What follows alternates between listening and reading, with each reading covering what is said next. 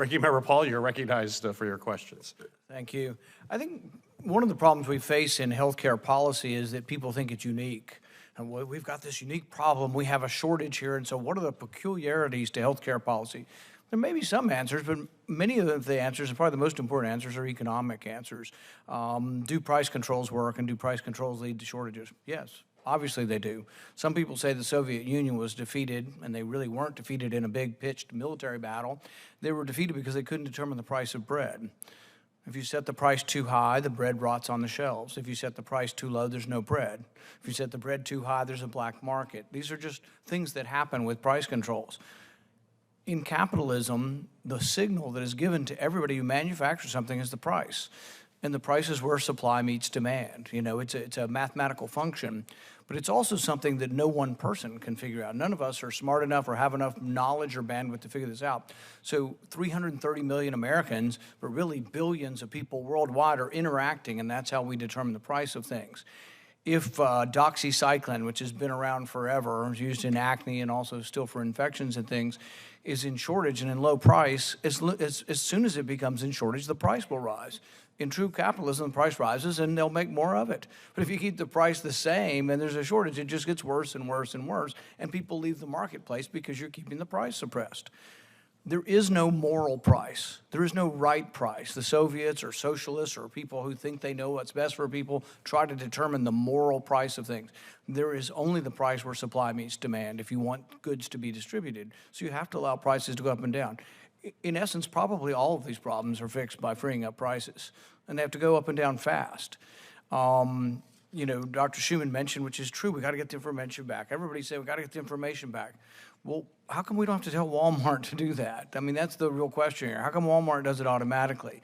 You scan something, you buy a chair at Walmart, or you buy food at Walmart, it goes into the computer in Bentonville, they're reading it. I always joke as I check out, somebody in Bentonville's already putting it on a truck, and it's going to be there an hour later.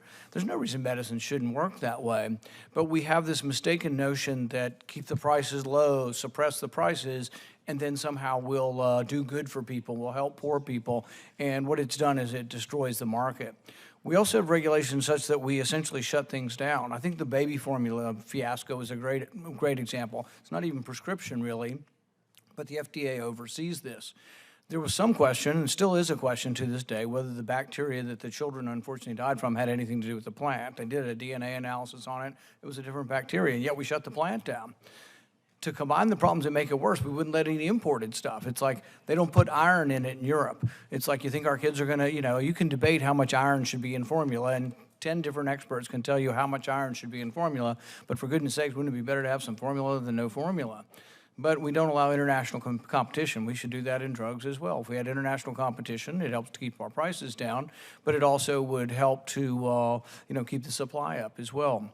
But these are things we've talked about for decades, and actually many in my party have opposed allowing the reimportation or allowing you to shop internationally. I think that would help, but you have to free up prices. So if we only look at the back end where we say, oh, we're going to come in and we're going to tell government and tell hospitals how to look at things, that's one way of looking at it, but it's like you don't even have to do that.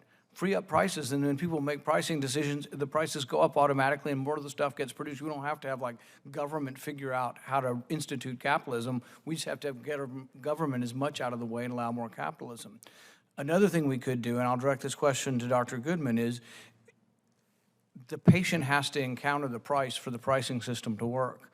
If you have a deductible of $10, you don't encounter the price. You don't care what. You get heart surgery and it costs $3 million and your toothpaste costs $42. Why?